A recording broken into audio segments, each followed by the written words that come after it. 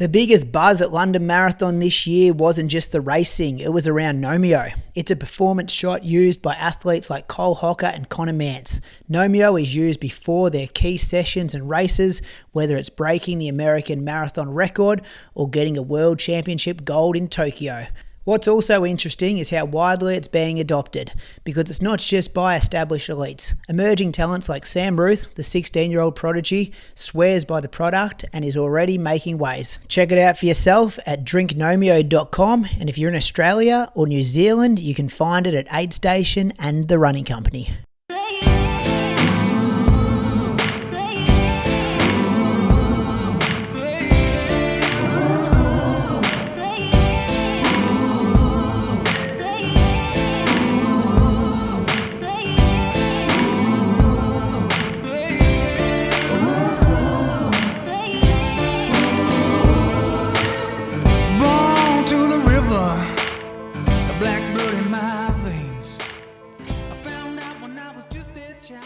This week's guest won a silver medal at the 2016 Olympics in the steeple and bronze at the 2017 World Championships.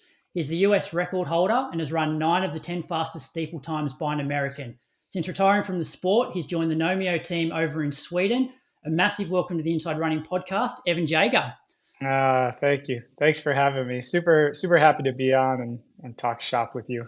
Yeah, thanks for giving up some of your Wednesday morning, and congrats on an incredible career. I look forward to unpacking that over the next hour or so. So you're based in Sweden now. You're part of the Nomeo team. What is your job title, and what's a standard day at work look like?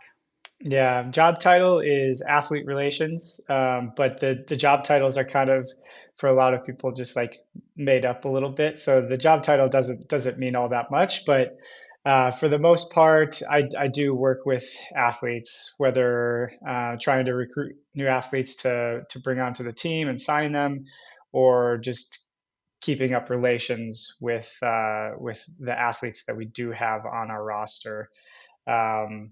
So sometimes it's, gathering content from them to try and, create content on our end, or keeping on top of their race schedules so we know what everyone's doing throughout the world. But the team is so small. We're like a team of 8 people. So everyone kind of is doing a little bit of everything, and everyone's working together on everything. So my days are pretty busy the last month. I feel like I'm finally in a good groove of working and always have something to do at this point. It kind of feels like a little bit of everything. And heap of travel involved? Yeah, so we did a long trip in the winter in basically start of February. We did a 10-day trip to the US where we went to the Millrose Games to see, I think we had 7 athletes competing there.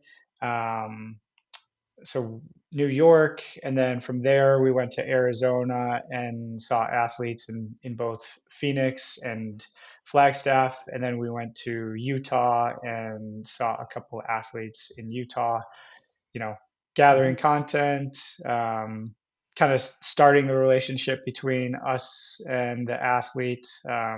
We ideally want to have all of our athletes long term and create really long partnerships. So just trying to build up those relationships as much as possible. And then so we did that, and then we did the London Marathon. We were at the expo, and then me and 2 of the other guys just ran the Copenhagen Marathon, and we had another coworker working the expo there throughout the week. And then me and her did a kind of a run club shakeout event the day before the marathon. So some community stuff, some sales at the expo, just person to person sales, which was fun. Like I said, a little bit of everything. All right. Well, we'll chat more Nomeo a bit later on about, the origins of the company and how the product works itself. But let's get stuck into your career. So we often start by going through people's PBs. So I'm going to rattle these off.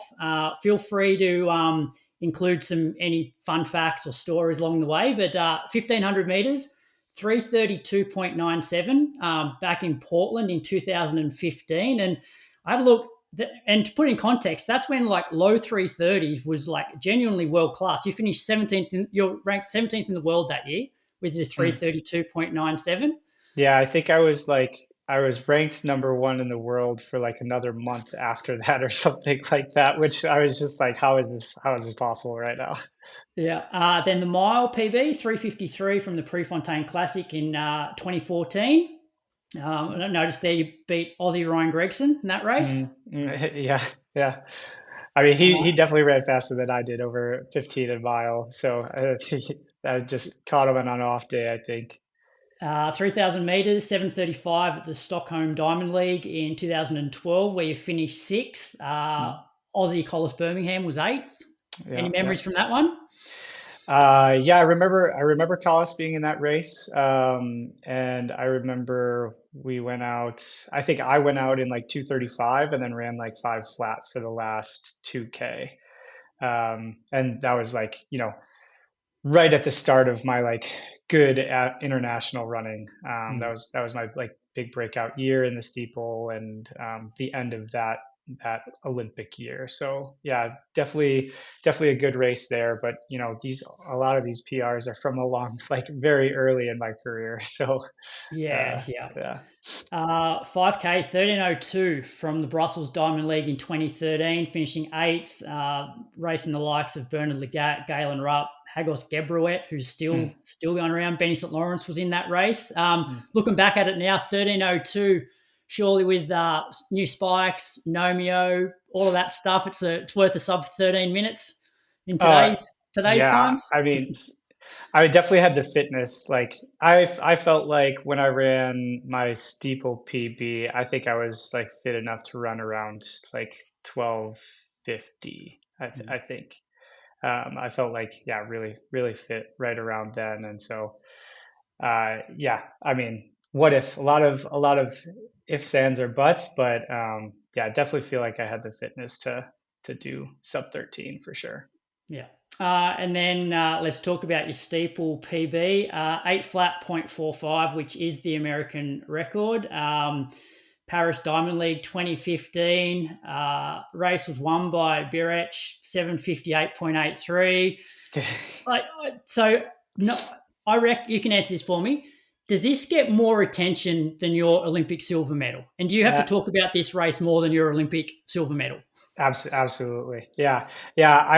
I'm like really noticing it this last like 6 months since I've done a lot of like, exit interviews after retiring. And yeah, this obviously gets brought up in just about every conversation I have about my own running. And so it's really like over the conversations that I've had, it's really interesting that like I definitely feel like that race in particular and kind of my career in general is like a little more remembered for that moment than my like Olympic race, or even if I wonder what it would be like if I had not fallen and broken eight. Like I almost think that it would still be more talked about because I did fall.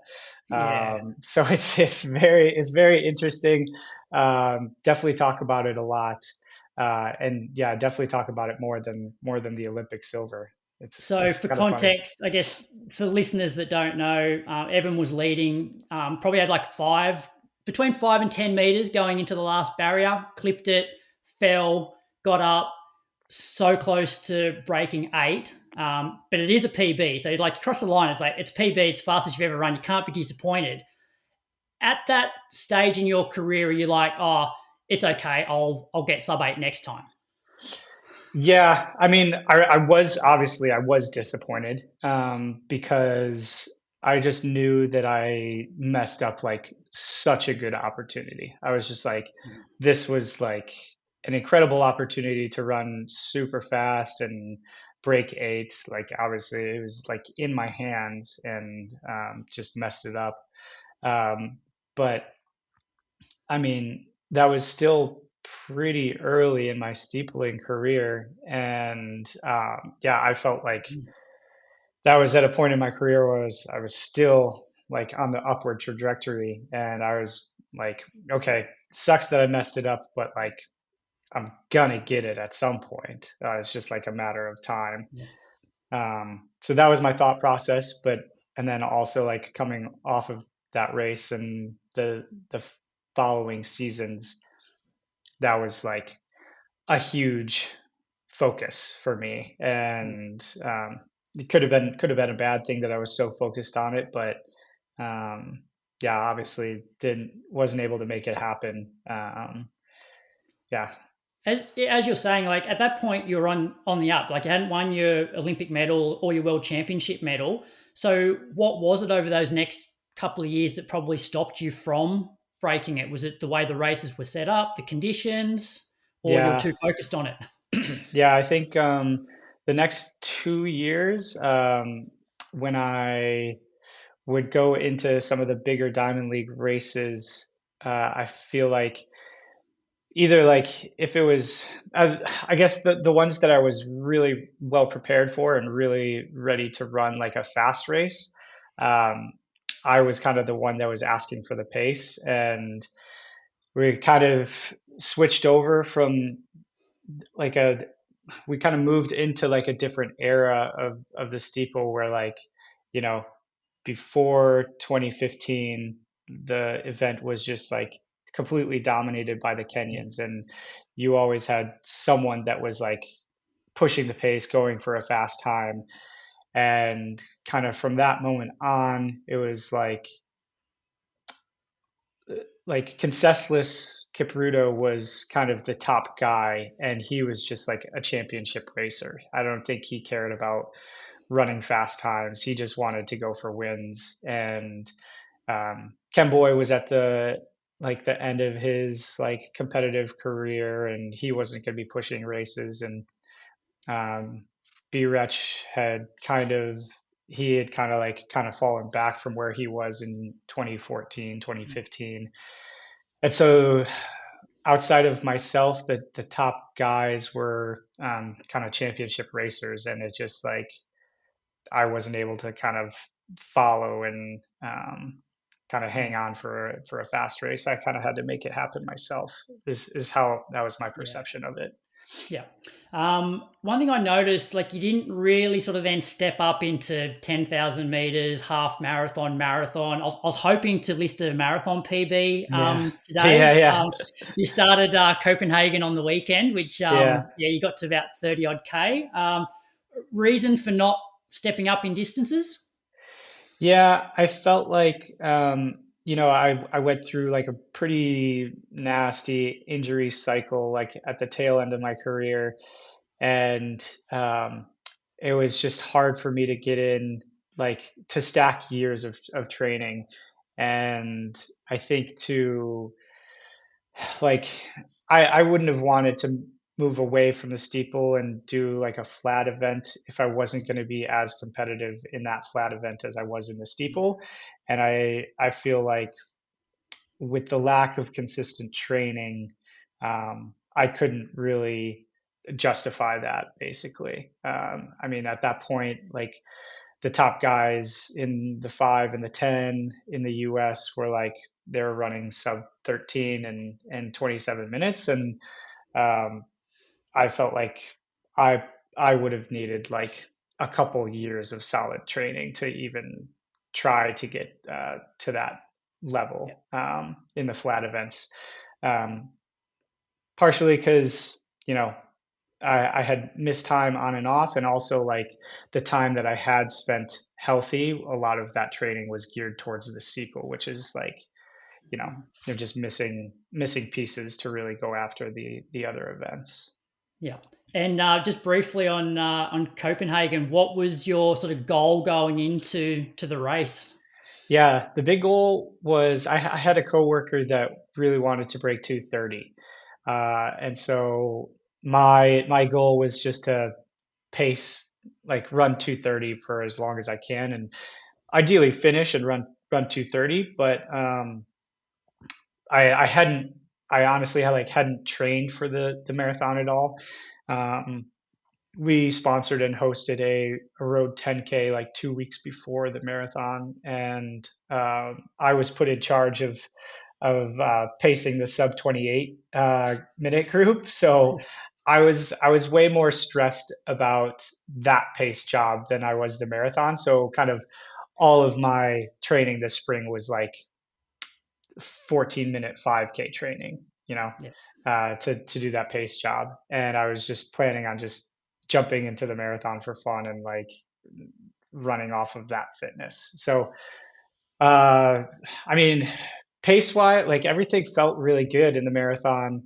I had good legs. The pace felt super comfortable. Aerobically felt really comfortable. Um, yeah, I can't really say it like I got to the point where it ever felt hard, um, which is like a little disappointing. My calves just like started cramping at like 21K, and then I ran with them cramping for like 8 or 9K, and then they just like started seizing up on me, and I like had to stop, and then tried stretching and running a bit and made it like 400 meters, and they'd seize up on me again. And so I did that for like 5K until like I'm just like not gonna make it to the finish line like this. So yeah, I had to stop. So definitely left like a ton to be desired in the marathon, and I'm definitely going to give it another go, and like actually train for it this time, and like practice fueling and everything. Well, from an age point of view, like you're not too old to run a pretty quick marathon. So if we were to sit down and chat in 10 years' time, what marathon PB would you be happy with? I would be happy with sub 220, because I'm not gonna I work a Mm. full-time job, and then have family outside of that. So I'm definitely not planning on dedicating like professional level training to the marathon at this point in my life. So try to do it off of like decent mileage. Here's my game plan. Is I live like maybe 15 miles outside of like the office. So like my big like dream would be like bike to and from work every day, and then go for like a training run midday, and maybe run like 70 miles a week, and then get an extra like 10 hours of biking throughout the week, and just try to run the marathon off of that. But yeah, I just can't like I can't do professional training at this point in my life. And if I was to do that, then maybe like around 215, but I don't think that's like realistic at this point. Yeah. All right. So intro into the sport. So you're a high school state champ, finished seventh at the 2008 World Junior Champs in the 1500 meters. So at what age did you start running seriously? And were you doing any other sports before running? Yeah, I played soccer from when I was 4 up until grade 9. Loved soccer, and then I did both for a couple years from grade 7 to grade 9. Like each season was doing either both or one or the other. Um, and yeah, it was actually like a pretty tough decision which sport I wanted to stick with. But my dad was like, I think you could be like good in soccer, but I think you could be like really good in running. So stuck with running. Um, I think my first year of high school, 2000 or grade 9, I I did well. I was pretty good for like my age. But I didn't know anything Mm. really about the sport. And I didn't know, that was my like first introduction to like any sort of structured training, basically. And then I think at the end of that cross country season, my coach was like, you know, if you like, you could be pretty good if we like train pretty hard. So that was like flipped a switch in my brain. And so I would say like grade 10 was the point where I like started getting serious, and it just got, more and more serious every year. But that was the start of things. Yeah. Um, yeah. I noticed there you're in the same age group as Ryan Gregson. He competed at those World Juniors as well. Yeah. So he was Yeah. obviously a standout junior for us, and obviously went Yeah. on to do some great things as an open athlete. You Hmm. then go to the University of Wisconsin for a couple of years, coached by Jerry Schumacher. I want you to talk through your first pro contract, because you're just about to finish your second year at college, First and you year. get first year. Yeah. Yeah, I So did 1 year at university. Yeah. okay. So you're about to finish your first year at college, and you get offered a Nike Pro contract. I'd imagine back in that era, that's pretty uncommon. So how Yeah. did that come about? Yeah, I mean, it mainly came about because Jerry, who was my coach at Wisconsin, like you said, he got the offer from Nike to move out to Portland and start coaching a Nike sponsored professional group. So these were all athletes that he was already coaching: Matt Tegenkamp, Chris Zielinski, Jonathan Riley, Simon Byru, Tim Nelson. Um, Four of the five guys were all like Wisconsin guys that he had coached in college and had signed pro contracts with Nike and had been running professional for a couple of years. So he basically just moved the team from Wisconsin to Portland. And as part of that deal, to kind of take on that head coaching role, I think he asked Nike if like he could drag me along with him. And like, he's like, I assume the conversation was something like he could be good. Obviously he hasn't done anything yet, so just like throw him like Mm. a tiny contract, and we'll make it work basically. So yeah, it was a super small contract. And um, yeah, I left Wisconsin and started running professionally. But um, yeah, I was barely making anything, but That's it was yeah, enough to like, they actually like covered my housing because there was a house that Nike actually owned. So I had like free rent for a year. Actually, they worked out my contract to be like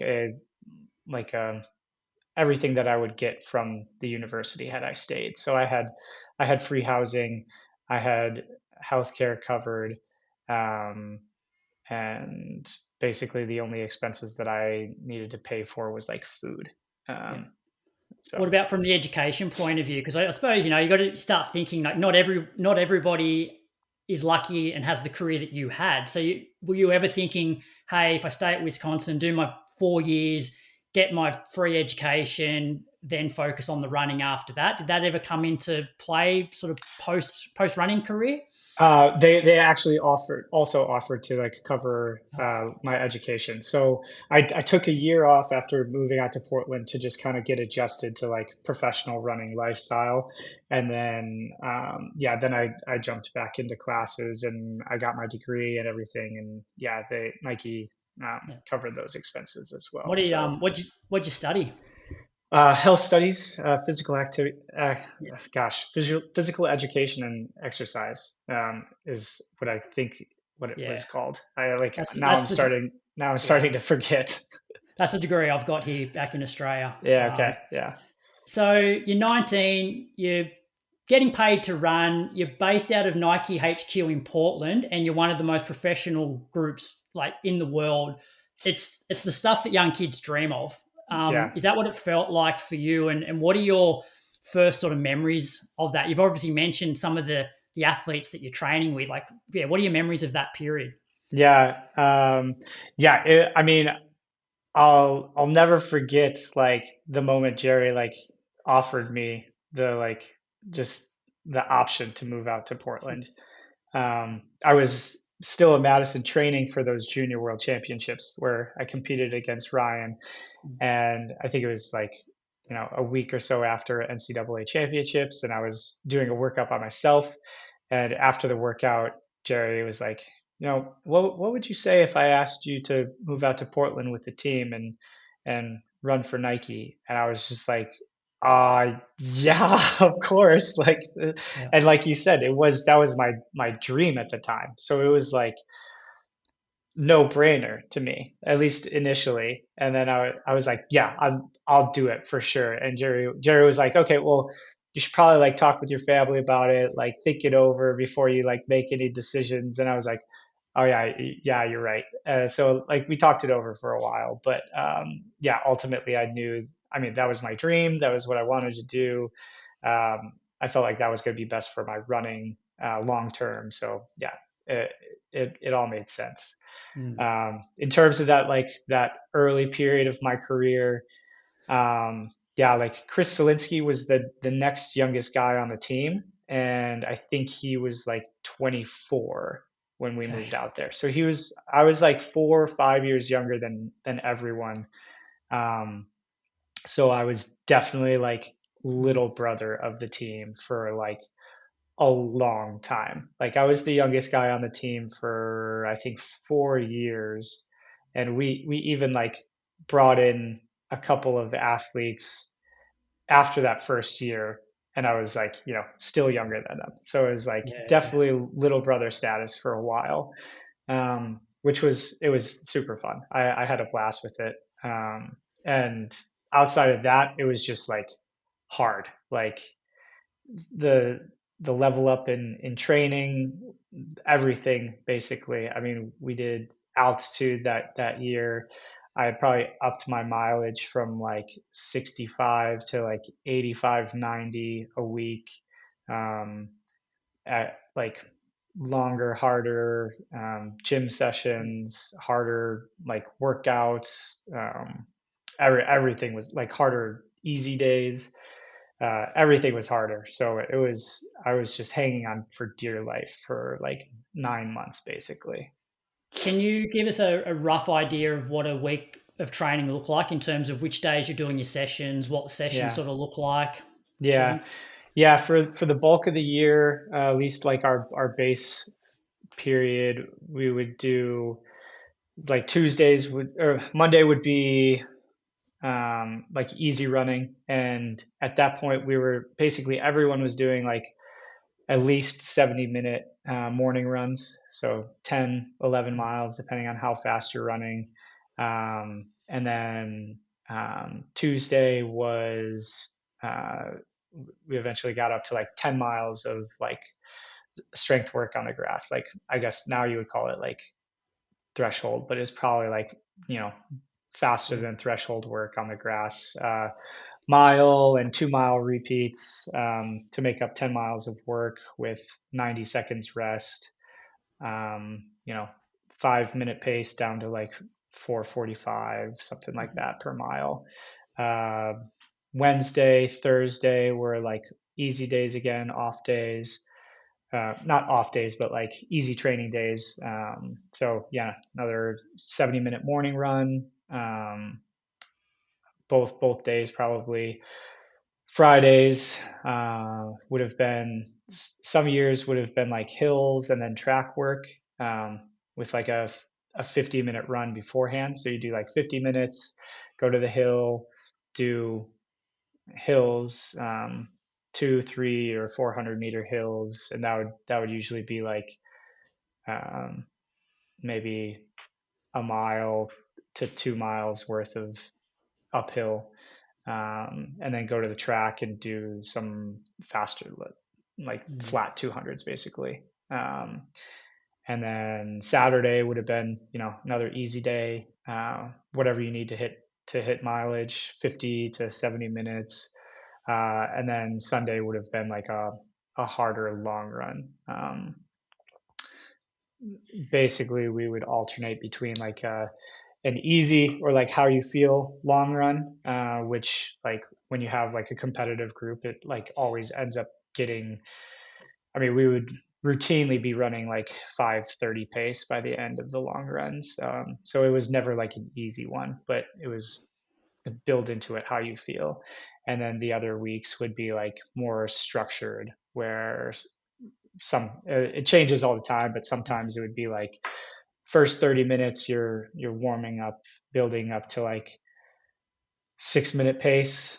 The next 30 would be 5:45. The next 30 would be 5:30, and then from 90 to 2 hours, however long you're going, would be uh, 45, 30, I guess 5:20, something like that, maybe.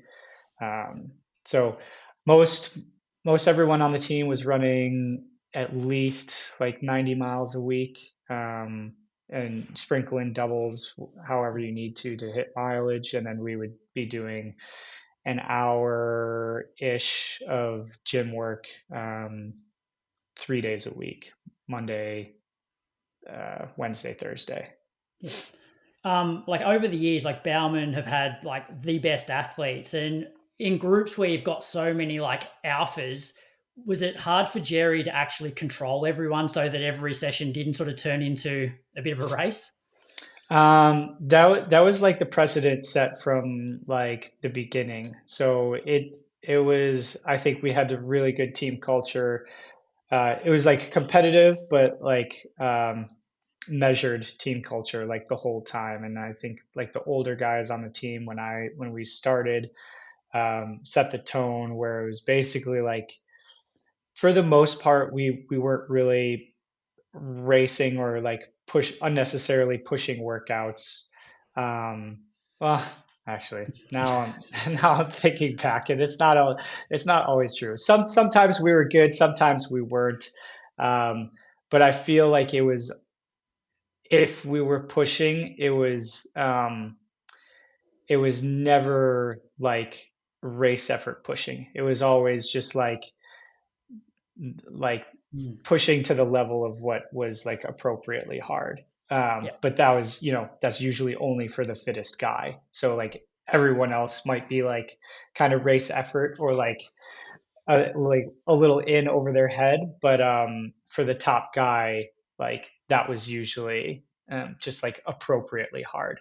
And Jerry would control it when it needed to be controlled, but he also like he loved he like secretly loved when people like pushed harder than we were supposed to. And like I think he just loves seeing like how fit people actually are. And so I think he would rein it in if it ever got like way out of control. But I think in his mind, when it was happening, it was always like appropriate.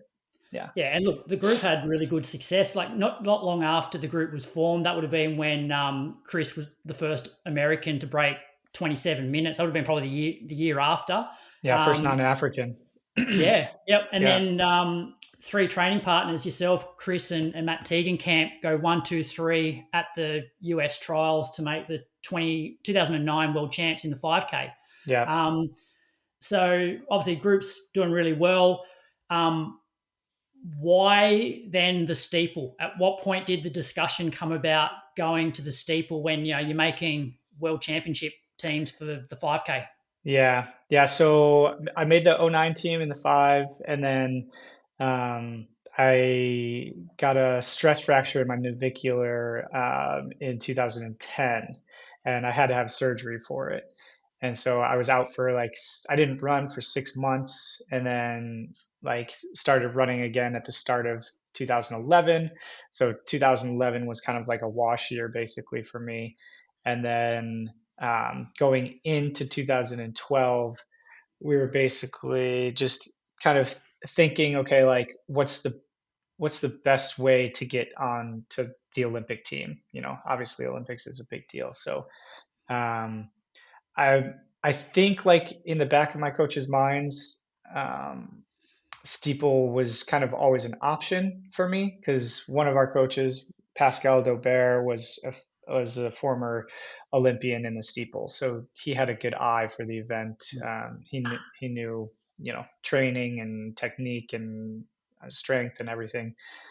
Um, so it was just like an idea, basically, just like, yeah, you might be pretty good. Like let's just try it a little bit in the fall. Let's just like see how you do going over hurdles, and then we'll make a decision. It wasn't like an immediate decision to switch to the steeple, but it was like, yeah, let's give this a go. And I just like fully embraced it. I went all in and thinking like I'm going to be doing the steeple basically. So I like that was my mindset.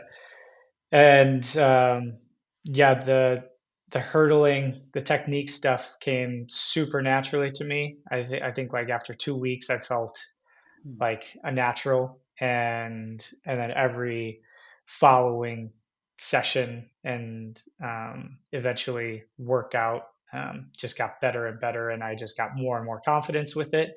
And eventually, like I think I did my first workout maybe in January, and it was just like 10 by 400 over some hurdles.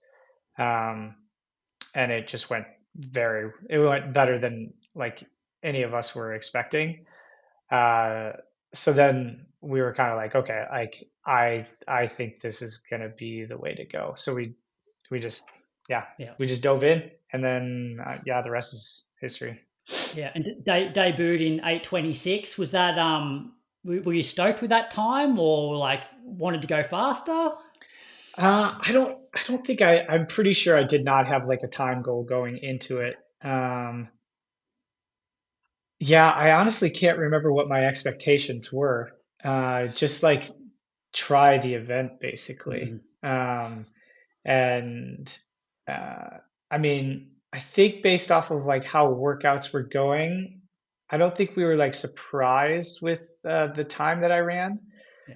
but I just remember feeling immediately after the race that like, okay, I found my Mhm. event. Like Yeah. this is what I should be doing for sure. Let's have a quick break to talk about Nomio because it's something that I've been looking into recently. The concept is pretty simple. You take it about 3 hours before a hard session or race. It's made from broccoli sprout juice, which contains an active substance called ITC. ITC has been shown to help reduce lactic acid buildup and oxidative stress during high intensity efforts. What's interesting isn't just that sessions can feel smoother, it's what happens over time. If you're able to handle hard workouts better and recover more consistently, you can stack quality sessions. And that's really where performance gains come from. Over the past year, we've seen many elite athletes start using it. Guys like Cole Hocker, Connor Mance, and Andreas Algren. Andreas, who has had a huge season last year with his triple European records. I was so intrigued by the research and the results of Nomio that I reached out to the team to learn more. And after trying it myself, I can only wonder about what part they played in all the records that were set at London Marathon this year. If you want to check it out yourself, it's at drinknomio.com. And if you're in Australia or New Zealand, you can find it at Aid Station and all over at the running company. And it's so good as well. Looking back on those old videos, like back when like Flow Track was absolutely killing it, and you got Ryan Yeah. Fenton there, like just like going Jager, like because it's like obviously a debut, so everyone's excited to see what you're going to Yeah. run. Some Yeah. good footage for the listeners to Oh go yeah. back and Yeah. look at.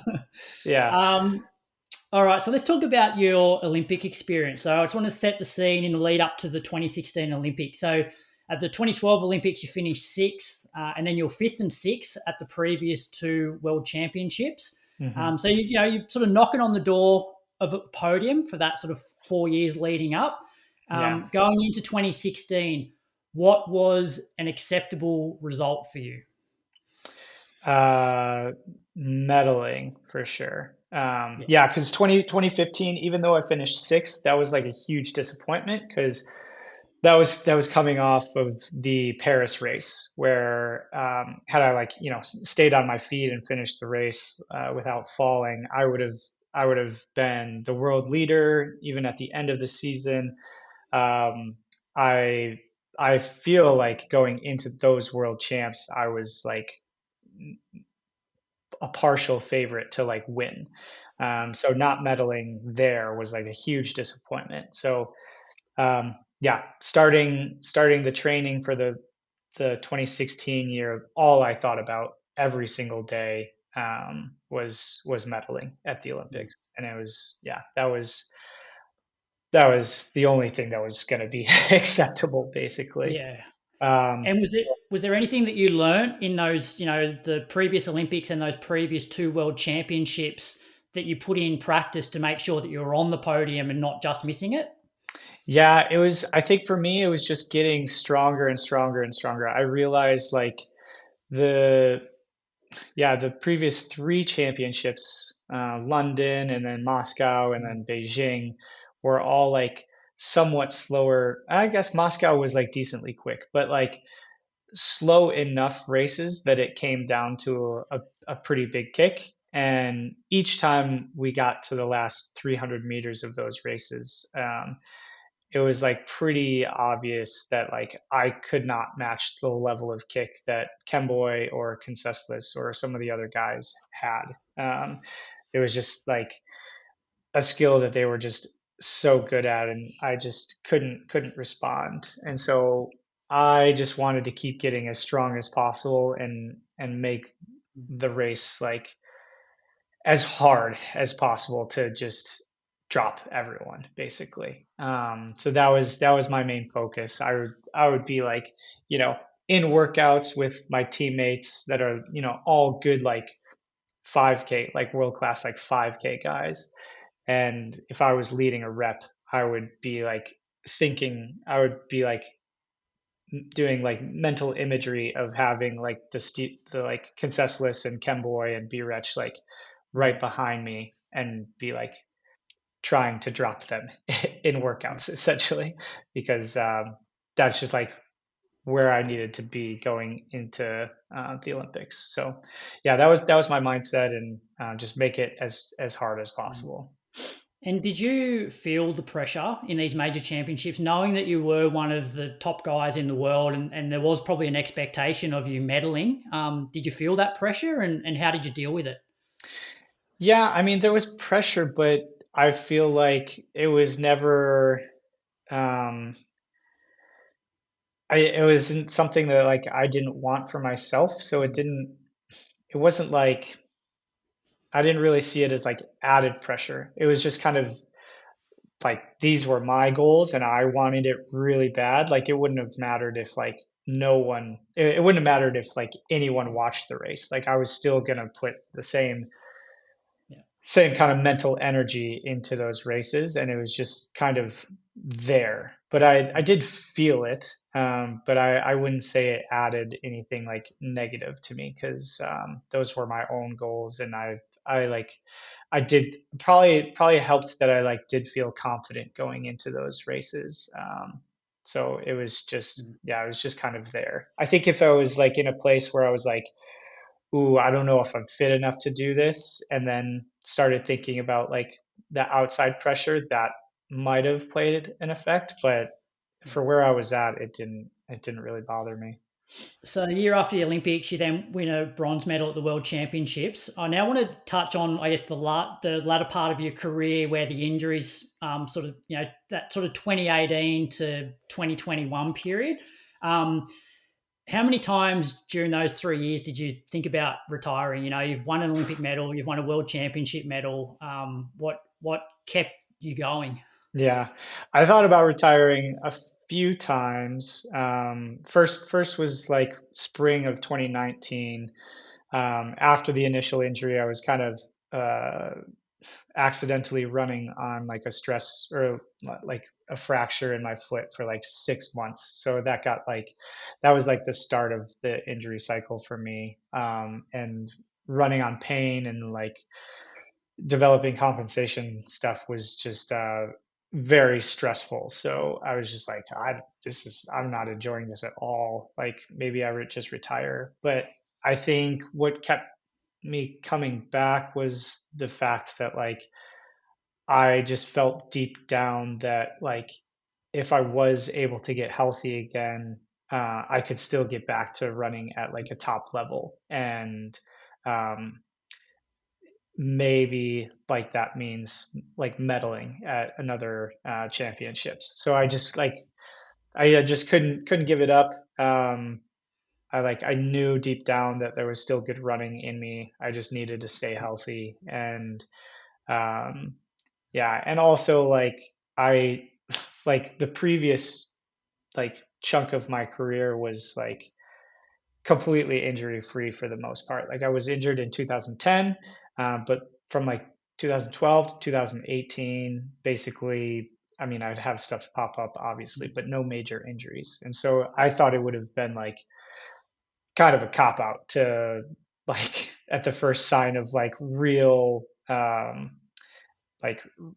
hardship in my career, like I just quit. Like I don't know, I don't think that would have sat right with me. So yeah, I just wanted to kind of prove it to myself that I could get back to the top and yeah, and just get back to good running. And you did that, you finished sixth at the 2022 World Champs, and only just missed out on making the 2024 Olympics. So, Yeah. yeah, well done for sticking at it.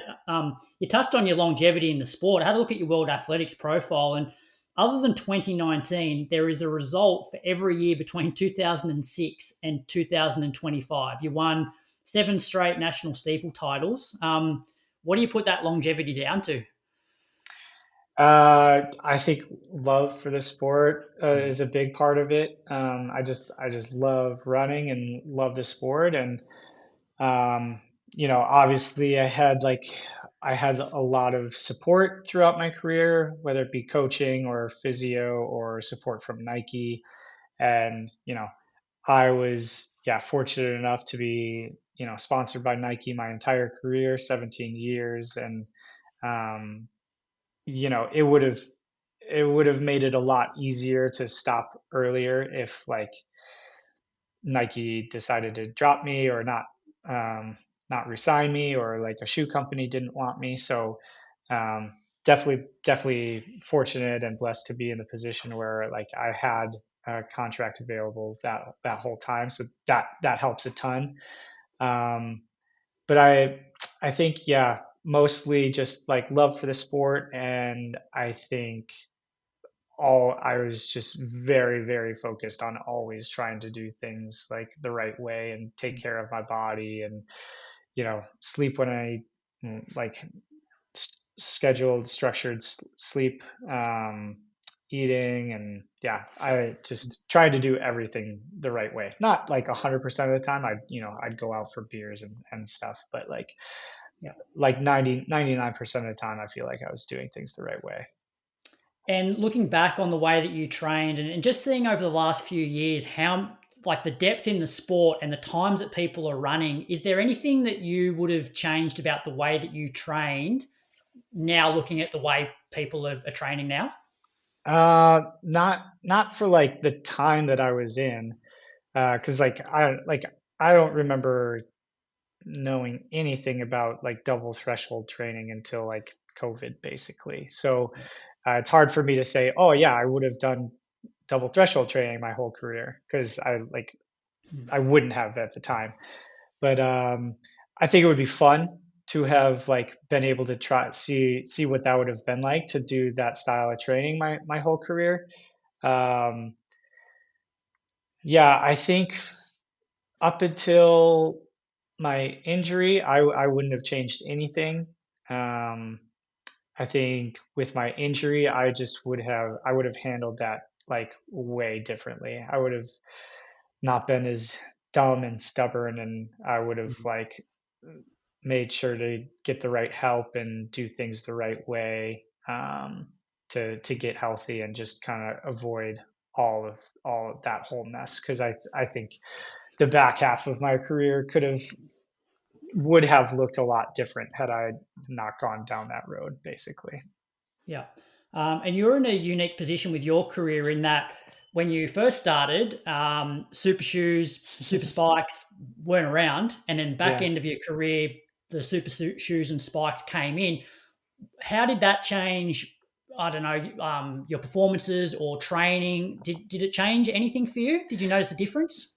I definitely think that's another thing that I think kept me in the sport for a while, because uh, I don't think I would have been able to like stay healthy at all without the shoes, coming back from like that injury in 2018.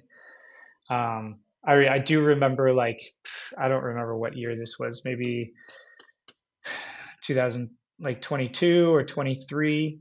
We were at an altitude camp, or maybe we must have been in Portland.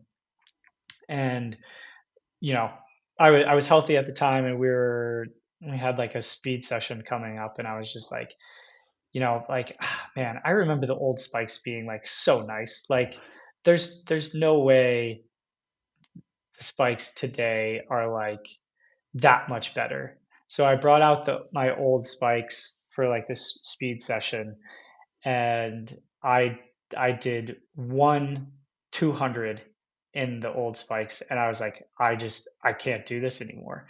And I had to switch after the first rep and go back into the new spikes because my feet just felt like bricks, and it just felt like I was going to give myself a stress fracture. And so, um, yeah, I mean, the new shoes definitely kept me healthy enough and like feeling good enough to continue.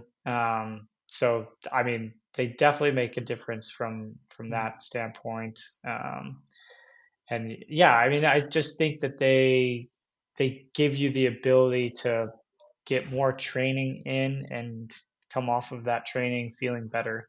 Because there was plenty of workouts where we would do like a full workout in spikes, and you could like barely walk the next day because your feet and calves were just so torched. So yeah, I just never felt like that after like adding super spikes and super shoes into the training. Yeah. There's no doubt that you inspired a whole generation of distance runners around the world. Who were your idols growing up, whether it was running or not running? And yeah, who'd you look up to in the sport? Yeah, definitely. Like, as I feel like this is like a super cheesy answer, but like as like a US kid, um, like Prefontaine was like a big one. And I think I actually, I fought that fact for a while. Like did not admit that for a while because I was just like, I just can't say this. But yeah, I mean, one of my high school teammates showed me one or both of the movies, and it's just like, as like a 13-year-old kid that's like loves running, it's just like, I don't know, it was just so cool. So yeah, Prefontaine, um, just definitely gave me like something. And then, I didn't really follow the sport all that much when I was growing up because, it was just like hard to follow at the time. My parents weren't watching track, so I just never really watched it. But when I started getting into it, maybe end of senior year of high school or first year at Wisconsin, yeah, the guys that I looked up to were mainly the older guys on the team. Um, like I really liked some of my teammates at the time: Jack Bolus, Craig Miller, and Matt Withrow, Stu Egan, Ryan Gasper. But then like obviously like Tegenkamp, and Selinsky, Simon Byru, helped me a ton. I remember my first year, I like got up to Wisconsin. I got up to the campus, like the summer before class, like a couple of weeks before classes started, and Tegenkamp was competing at the World Championships in Daegu. And we all woke up super early and went over to Simon Byer's apartment, and Jerry came there, and we watched the race together, like on some live feed. And he finished fourth, like zero point 0.03 away from the medals. And that just like, I think just seeing that, just immediately set the bar for me. I was like, okay, Tegenkamp can do it. Jerry coaches Tegenkamp, and he coached him in college. Like that, like that's what's going to happen to me, basically. So like that was the bar.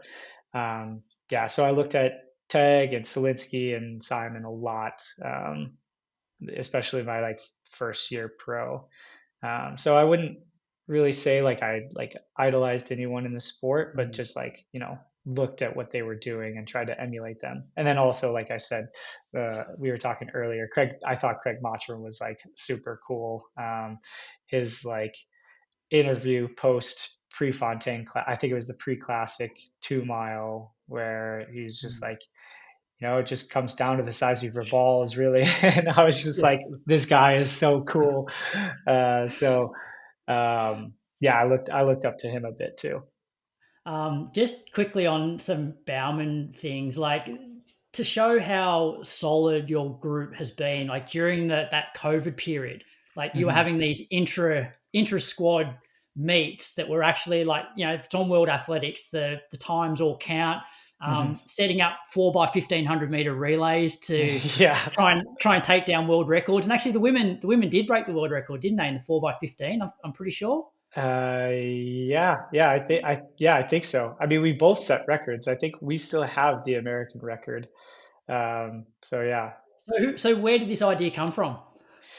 Well, Jerry, COVID happened, and Jerry's like not the type of person to be like, okay, like you guys can take the year off. Like nothing's gonna happen, so just get running in. He was like, I don't know. I don't know if it was for himself or for the athletes, but he was like, no, we almost trained harder that year than we did any other year because there's kind of like nothing to lose. So we trained super hard. We like broke off into, we had like smaller workout groups so that we were keeping like our numbers down.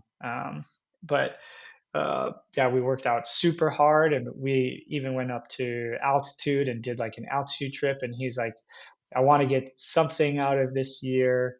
It'll be better prep for next year. Like you don't want to take like a full year off, basically. And so he just started, because like nothing was going on at the time. So he was like taking matters into his own hands, saying it was like, we're gonna set something up, because we just need to do something, and I don't know what other options we have, basically. So we worked things out with a local high school in Portland, and um, like we tried setting it up to where we would have like more people competing there, but um, the like athletic director of the school like wouldn't let more than just us compete there. So it just worked out that like it just had to be only us, and we just try to treat it like any other meet. And everyone on the team is super good, so like you wanted to bring your A game, and you never want to lose to your teammates. So those were like all very very uh, high like class events and Yeah. races. Yeah, we did I think 2 or 3 separate meets, and did a Yeah. bunch of different stuff. And um, yeah. And like it was a masterstroke really, because I think Grant Fisher said how during that period, like he felt he actually leveled up for Hmm. like when competition started back, whereas a lot of the rest of the world were like, well, there's nothing to train for, we'll just keep our powder dry, sort of thing. Yeah, exactly. Yeah, Jerry, I talked about like having the smaller workout groups. Jerry threw Grant into the wolves. I think he knew that like Grant was like he was ready for some he wanted to like push Grant's fitness a lot because he thought Grant could be really good, obviously. And so he put Grant in a workout group with only Mohamed and Lopez Lamong, and they were both already like sub 13 guys, and like medalist capable runners. And Grant was first year out of college. He was like 22 years old or something like that. And yeah, he just got like thrown to the wolves, and hung on for dear life as long as he could, as much as he could. And he did probably more high level running in that like 6 week period than he had in his like entire life. Yeah. So at what point did you start to think about life after running? What sort of options were open to you? And then how did you get involved with Nomeo? Yeah. I was always thinking about it a little bit, especially from the injury on. Like when the injury came about, I realized, okay, like obviously could be the end of my running career any time now. So it was in the back of my mind, but I'm a pretty like all in, all out type person. So I felt like if I ever started like going down that road mentally, it would be like taking away from my running, and I just didn't feel like it was the right thing to do at the time for my running. So it was in the back of my mind, but I didn't start like planning anything until uh, I don't know, maybe the end, like fall of 2024. Then I like after the Olympic season, I like had a conversation with Nike and was like I want to do one more year running, but like I don't want to do it if like you guys don't want me to, and if you don't want me to, then maybe we can would there be like an option for me to do something within like the company Nike? And so that's when I started thinking about it, and we talked about it. But I ultimately did run one more year, and then yeah, was like 99% sure I was going to retire at the end of that season, and started like having conversations. I talked to Nike again, and I started thinking about maybe doing some coaching here in Sweden, just yeah, looking into different options. And then one of the guys at Nomeo just called me, texted me. It was like, "Hey, what are your plans for next year?" I was like, "Well, I'm pretty sure I'm going to retire, but like I haven't like officially made the decision yet." And he was like, "Okay, like if you want to keep running, we want to sponsor you, and if you want to retire, we want to hire you." And so I was like, It's a good "Done." position to be I was in. like, "Done deal," because I was like, I knew I was done basically, and um, it seemed like a really cool option and a really cool opportunity, and had a conversation of like I went into the office and met the guys on the team and kind of talked about what I would potentially be doing, and yeah, basically 2 weeks after that text conversation, I was working, so it like happened super quick, and um, yeah, now here we are. So tell us about like the origins of Nomeo and what it does. Yeah, so our head researcher, he was like a pretty integral part of the team that helped discover the fact that nitrates are beneficial for endurance sports. So this, obviously this goes back many years ago. Yeah, they studied, beetroot and nitrates, and did that whole thing, and um, kind of stepped away from that, and then started doing his own research with like another smaller team. And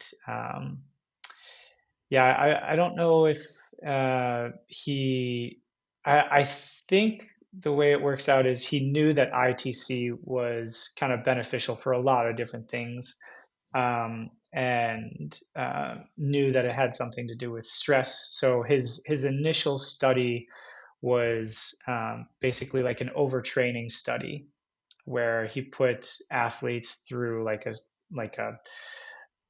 training protocol that like no one would ever do. It just basically forcing overtraining on people. And I think it was maybe like something like 5 days in a row of like really really hard like biking for like 3+ hours, and basically force feeding like a overtraining stimulus. And he saw that ITC actually counteracted a lot of the overtraining symptoms.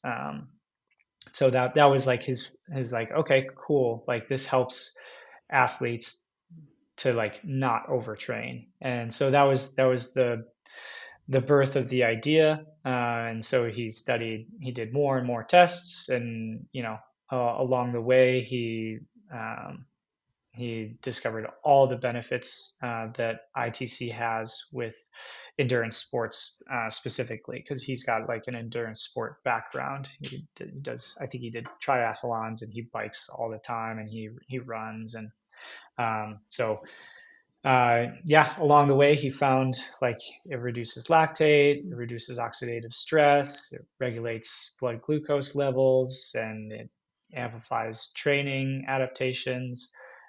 So stacked all these benefits along the way, and he's like, okay, like he repeated the studies, and he saw the same thing. So he's like, okay, I definitely have something here. Um, I'm gonna make a product this time, because the the first team didn't make a product with nitrates, and I think they all wished that they had. So he's like, yeah, I'm gonna actually do it this time. So yeah, he started the company. It was under a different name, and I think him and the other scientists, they tried to get the business up and running, and it just wasn't really picking up steam. So then he brought in the three co-founders that kind of like, yeah, developed Nomeo into what it is today, basically. Yeah. But And in terms of, oh, sorry, go on. I was just gonna say he's definitely still highly involved in not a ton of the business, but like the company, and he was just in the office today, and yeah, or sorry, yesterday, and yeah, very much still a part of the team. Yeah. And it's suggested that you take these 3 hours before you do your hard like session or race. Why does it need to be 3 hours beforehand?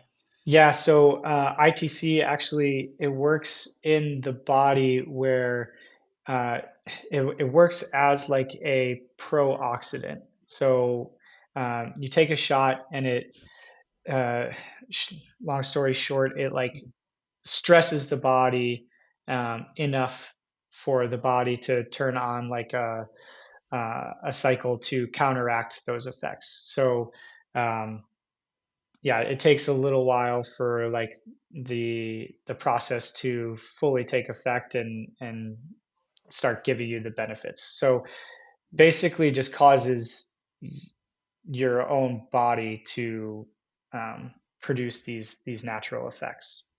Yeah. And are there certain distance, like certain races or intensities that it works better than others? So, for example, traditionally something like bicarb is more effective in those high lactate sort of Mm-hmm. events. Is it similar with Nomeo, or it works well from the 800 all the way through to the marathon and ultras? Yeah, we recommend it for 1500 and up, and we've seen it's most beneficial when you're producing lactate between 2 and 8 millimoles.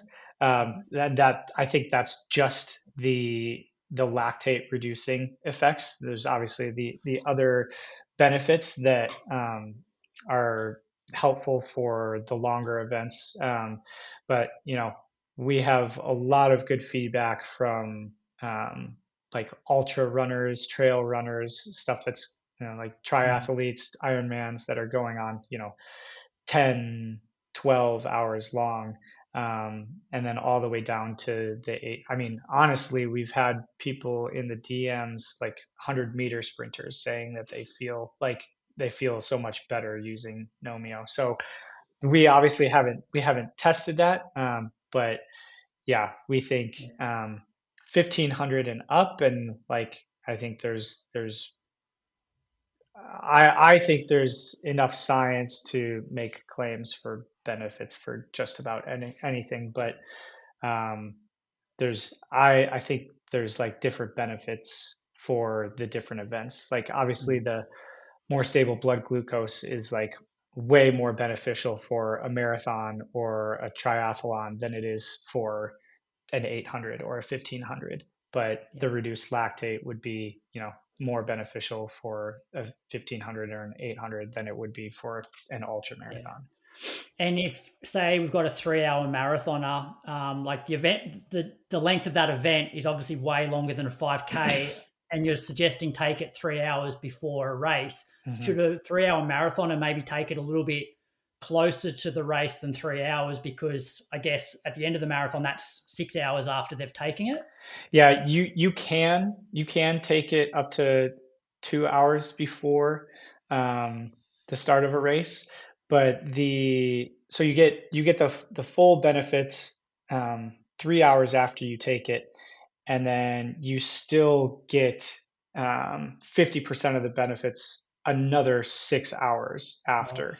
So uh, yeah, we still recommend 3 hours before, even for like a 3 hour marathoner, because yeah, yeah, you're still getting really, really good benefits. But like if you're like pressed for time, 2 hours before is like fine. Yeah. And if you want to use it more from a recovery point of view, just before you go to bed or Yeah, earlier. like an hour before you go to bed, give it some time, like kind of like the 3 hour window, give it some time to like fully kick in before you're going to sleep. But you'll get that big long recovery window while you're sleeping. So Yep. yeah, it's like, I mean, the recovery aspect comes both like, it comes from taking it before bed, and you get like certain recovery benefits from taking it before workouts or races as well, because it reduces oxidative stress, and like for the longer events gives you more stable blood glucose, so that's kind of like preventing the body from getting beaten up as much when you just take it before the race as well. Yeah. Very good. All right, I've kept you for about 70 minutes, so I'll Yeah. let you go. But one last question. I just wanted to get your thought on the current state of track and field. So Oh my gosh. back in the day, like Alan Webb, right? Like 354 for the mile at 18 was like, wow, out of this world. Now you've Yeah. got teenagers, like the guys like Sam Ruth and Cam Myers running sub 350 miles. Like, Yeah. what I do you put it down to? Can you believe it? No, I still don't really know what to make sense of everything. Obviously, um, information is just so much more readily available. So, um, I've had this conversation many times, and it's like, if you didn't have like a good coach yourself, like the chances of getting like good training were like slim to none. Um, Whereas now everyone can find good training like just on their phone, and so you're you're broadening like the pool of athletes that have like a real chance of like developing correctly. And so I think that, along with everything else, the shoes, you can train more. Fueling is like changed a ton in the last like even 3 years, I feel like. Bicarb, Nomeo, beetroot, like all these things are helping. And um, yeah, I would guess more than anything, it's just like people are training more advanced from a younger age and smarter from a younger age. And you're also, like I said, you're broadening the pool of people that are doing that as well. So, Yeah. but on that being said, it just doesn't make sense to me. Like I kind of just like, there should be a break in the sport, and there's like a pre super shoes and post super shoes like track and field world, and like it's just like you kind of just have to like forget anything that happened, and like you just put it into perspective of what's happening right now. But I mean, that's the thing. Records are meant to be broken, but like at the end of the day, it still just comes down to competition. So you still got to win a race, for it But to mean yeah. anything. But also, I think it goes to show like records are being broken left, right, and center. But you look at your time in the steeple, and it still stacks up really well. Like you still got 9 of the top 10 US times. do we see a big improvement in the steeple over the next couple of years? I mean, I think it should happen. Yeah, it's just it's a matter of time. I don't know, like if yeah, I don't know what's going on. I expected more guys to be running faster at this point. I thought it would have kept up, um, at least at the top end, as much as the flat events. But I mean, you are seeing a lot of good guys like getting down closer to that 8 minute barrier across the world, but um, yeah, not quite at the pace that the flat events have been advancing. Very good. Any question I should have asked you that we haven't Hmm. touched on? Oh, I don't know. Not that I can think of. I don't know. Who's All my right. Well, favorite Australian runner? I would say my two favorite Australian Mhm. runners are Craig Mottram and Ryan Gregson. Like me and Ryan go back all the way to 2008, like you said, and then we got to hang out at the 2012 Olympics, and yeah, I just ran into him like so many times over the year, and yeah. Well, thank you so much for your time. I really enjoyed the chat. Like, I feel like I could chat another hour and a half just Oh talking yeah, for running. sure. Yeah, me Um, too. but yeah, thanks again. All the best with the marathon career. Maybe we'll have that chat in a few years' time to see whether you've got that sub 220. Yeah. I won't say for sure, but yeah, I hope so. That'd be cool. All right. Thanks, Evan. All right, thanks. I just want to end this episode with a quick shout out to Nomeo. After trying it in my own training, I'm convinced, and every elite athlete I follow also seems to be on it. Using it before hard sessions or races is a game changer, and I can't imagine doing one now without broccoli in my veins. You can find out more for yourself at drinknomeo.com.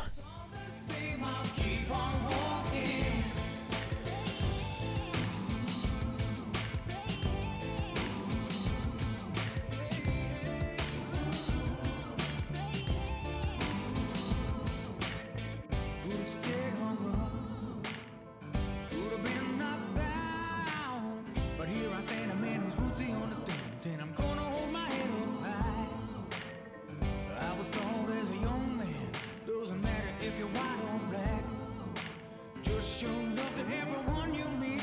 Doesn't matter if it don't come back.